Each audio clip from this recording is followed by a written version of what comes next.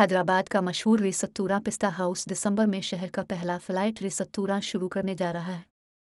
उसे शामीरपेट में लॉन्च किया जाएगा। शहर में फ्लाइट रेस्टोरेंट के क़याम के लिए रेस्टोरेंट ने एयर इंडिया का पहला एयरबस 320 खरीदा है। अब रेस्टोरेंट की जगह को इस तरह मोड़ने की कोशिश की जा रही है कि इससे हवाई अड्डे का सही एहसास हो।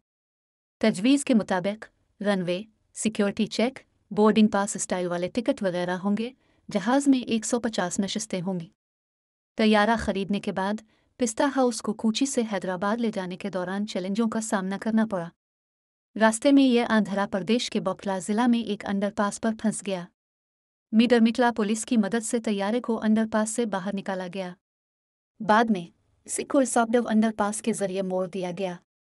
हालांकि यह हैदराबाद का पहला फ्लाइट रिसत्तूरा है, लेकिन यह मुल्क के दूसरे हिस्सों के लोगों के लिए मुनफरद नहीं है, क्योंकि इस तरह के रिसत्तूरा दूसरे शहरों में दस्तयाब हैं।